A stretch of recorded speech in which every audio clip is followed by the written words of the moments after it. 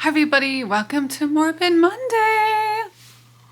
Oh, it's gonna be kind of a freaky one today. I have a new camera. How does it look? It's going. Let's see, where am I going here? Hey everybody, welcome to Morbid Monday. So welcome to Morbid Monday, and my dog is barking and the husband's screaming. Yeah, yay.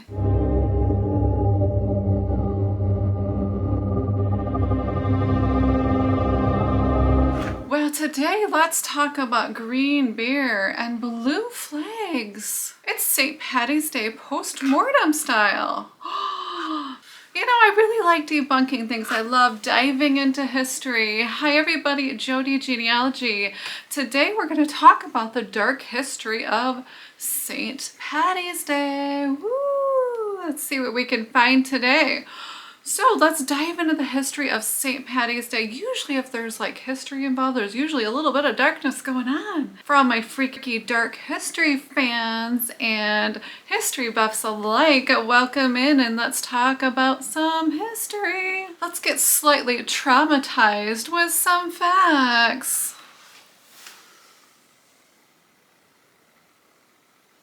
Okay. I just touched something on the screen and something happened. Oh no, okay, don't touch anything until you know what you're doing.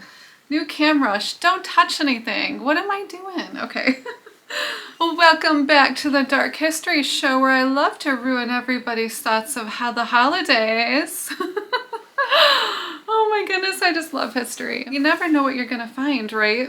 So most of you think of St. Paddy's Day as like jolly and fun. Man, the lighting is going up and down. I have no idea why. That's so strange. So most of you think of St. Paddy's Day as a jolly holiday where cute little men dressed in tights like to chase four-leaf clovers, or green eggs and ham, or green beer sometimes. Did you know that St. Paddy's Day actually comes from he comes from a British man? Like St. Paddy's Day is all about the British. I bet you didn't know that. Oh my goodness, how could this even be? Shouldn't it be Irish? But it's actually like a British thing. Did you know that? I did not know that. So a teenager named Maewyn Succat, he was kidnapped by pirates. What? Pirates, yes, pirates. He was kidnapped by pirates. Ahoy, matey! I mean, pirates, that kind of sounds interesting, right? Interesting. The most famous figure in Irish history was actually British. So he was kidnapped at the age of 16. Can you imagine a young boy who was kidnapped age 16? Oh my goodness. That's very young to be kidnapped. And then at 16, he was actually forced into slavery. I can't even imagine. So they called him Patrick, and he was kidnapped into slavery at the age of 16 from Roman Britain and then sold into slavery onto the Irish people. So it wasn't the Irish people that had kidnapped him, it was actually the British people. Well, that does sound familiar. I do have a lot of British in my family, and there's some, strange things that happened. He spent 6 years herding sheep on a cold, dark mountain hill. It was damp, it was quiet, there were sheep all around. And actually, that doesn't sound too bad right now. That actually sounds kind of good, I have to say. I mean, I could use a vacation in Ireland on the mountains with like a bunch of sheep. That would be nice. I could really go for that, especially if like nobody could call me for a little bit, especially every day, several times a day. So are you telling me that the patron of Ireland was actually a British slave who really did like Ireland? Is that true? I mean, I don't know. He spent so much time there. I would assume he probably eventually just liked it, right? I mean, what's not to love? It's beautiful, it's green, it's lush. I don't know. I would like it there. I think I would really like it. So originally, yes, he didn't like it there. He escaped Ireland. He walked 200 miles by foot. If you can believe that, 200 miles by foot to find a boat to escape to. He escaped and went all the way back home and was so happy to reach home. I can't even imagine how good it would feel to like walk in the door to your home and think, okay, I'm finally home after all of that, right? Well, here's the thing. Then he was having dreams about Ireland. Okay. And so here's the dark part. And then he had a dream that he should return back to Ireland where the people were from. This is so weird. He had a dream. He was sleeping in his bed one night, finally back home after walking 200 miles, took a boat across the ocean. And then to have a dream that he should go back to Ireland. I mean, why would you want to go back? So he goes back to Ireland. He had a dream he should convert the people to Christianity. So that's what he did. Well, that's really interesting. I mean, can you only imagine? I can't even imagine that. And then there was like a weird, strange kind of rumor or metaphor about snakes. Like he drove all the snakes into the ocean. Way out to sea. Goodbye, everybody. Goodbye, all snakes. Now, I don't actually mind snakes. Snakes aren't, you know, so scary to me as long as they don't like come up to me and surprise me. I don't know about you. Do you like snakes? Let me know. I don't mind them. They're fine. Aww.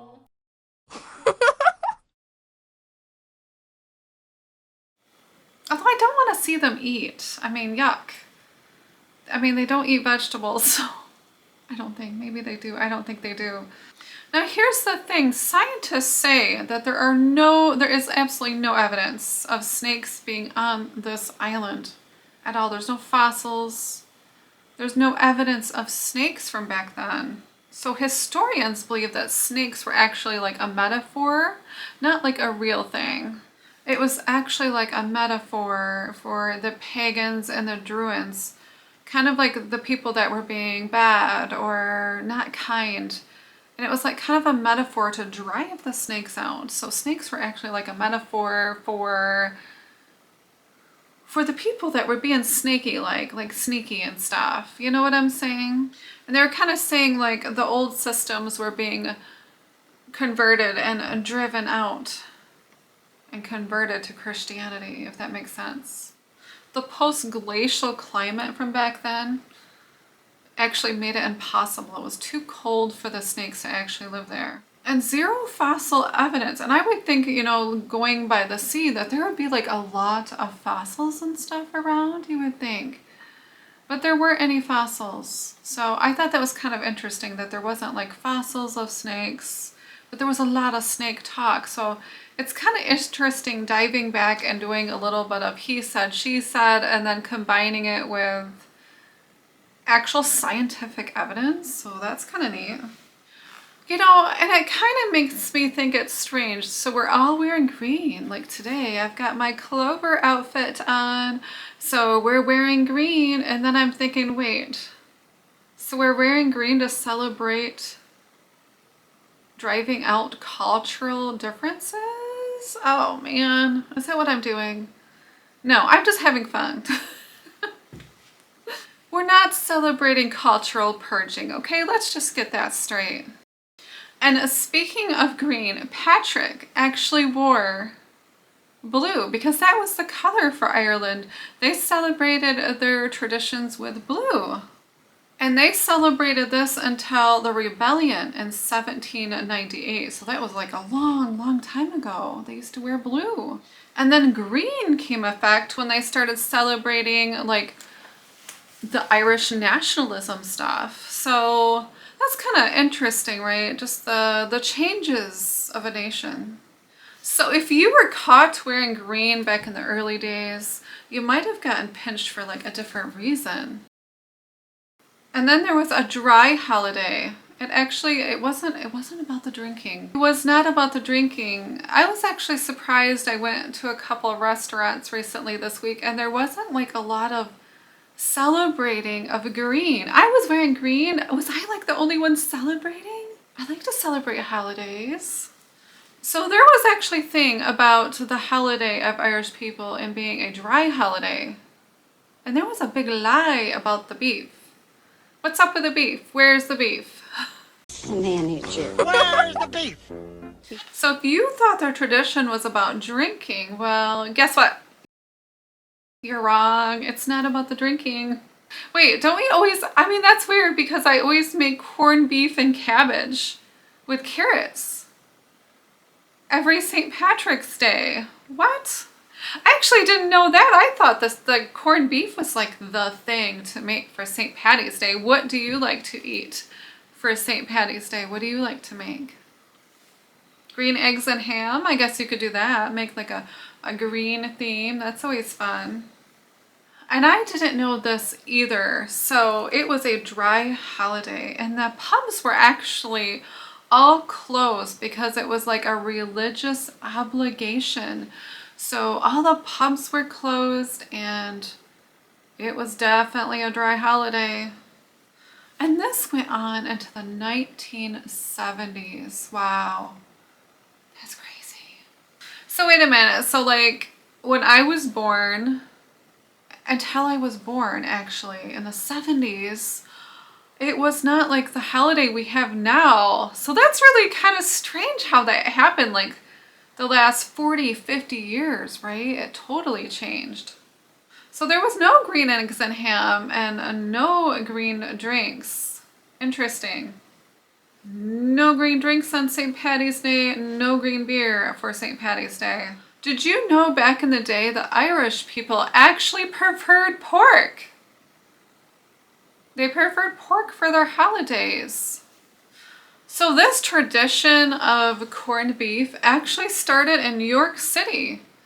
In the Jewish communities, it was just cheaper to go buy pork. Corned beef came about when the Jewish community in New York City actually started eating corned beef because it was just cheaper in the delis in New York City to buy that than pork, which is interesting because usually nowadays it's actually more expensive. So beef was the cheapest. Where now it's really not, right? It's not the cheapest thing to buy. So it's kind of flip-flopped over the years of different things. So there's another legend out there because, you know, I like the legends, the myths, debunking things. And there is a legend out there that St. Patrick actually invented the drinking. I don't know. What do you think? I mean, it was a dry holiday. And I think the 70s kind of really came into effect for this holiday to become more of like a celebration thing. But there was an incident with Patrick and a drinking situation. There was a local innkeeper that he had a short pour. So he wasn't like filling the glasses like he was supposed to at the local pub.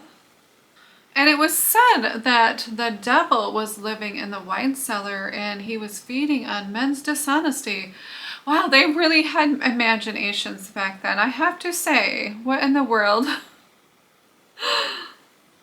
And then the innkeeper, I guess, repented. I mean, what else are you going to do when everybody's against you? But just repent eventually, right?